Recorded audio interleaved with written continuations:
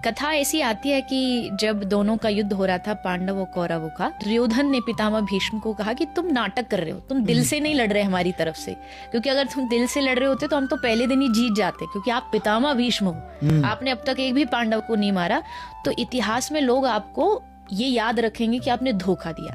दुर्योधन ने बहुत बढ़ा चढ़ा के उनके मन को एकदम ऐसा कर दिया कि पितामह भीष्म ने प्रतिज्ञा ले ली कि मैं पूरी धरती से पांडवों को खत्म कर दूंगा।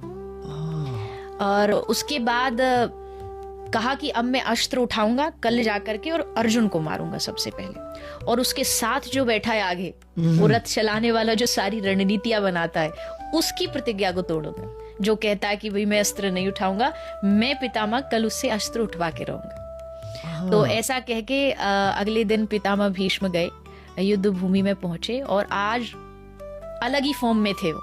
जब उन्होंने बाण पहला चलाया तो अर्जुन समझ गया कि आज तू गया, आज पितामह तुझे नहीं छोड़ेंगे।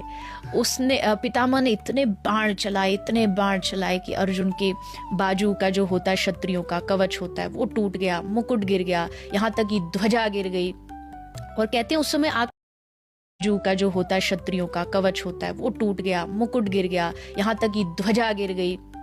और कहते हैं उस समय आकाश में देवता खड़े हुए थे ये देखने के लिए कि आज होगा क्या, आज भीष्म की प्रतिज्ञा टूटेगी या कृष्ण की टूटेगी। तो सब लोग बड़े उत्साहित थे देखने के लिए।